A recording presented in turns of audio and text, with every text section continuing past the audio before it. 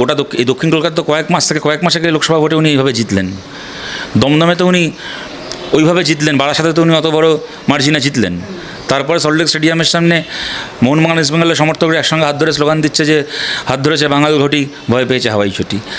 কয়েকদিন আগেও যারা আপনাকে ভোট দিয়েছে তাদের মধ্যে একটা অংশ আজকে আপনার বিরুদ্ধে স্লোগান দিচ্ছে কেন, আপনার পদত্যাগ চাইছে কেন, আপনি ভেবে দেখুন।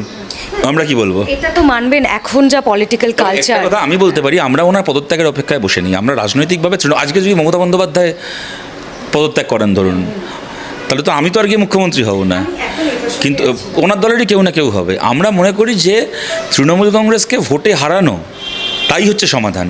এখানে হাওয়া গরম করার জন্য অন্য কোনো কথা বলে লাভ নেই। কিন্তু আবার মানুষের এই যে আবেগ, এই আবেগটাও সত্যি।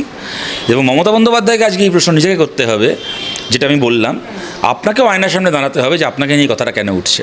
আমি এই প্রসঙ্গে আসছিলাম যে এখন তো এটা মানবে একটা পলিটিক্যাল কালচার হয়ে গিয়েছে যে একটা মুখ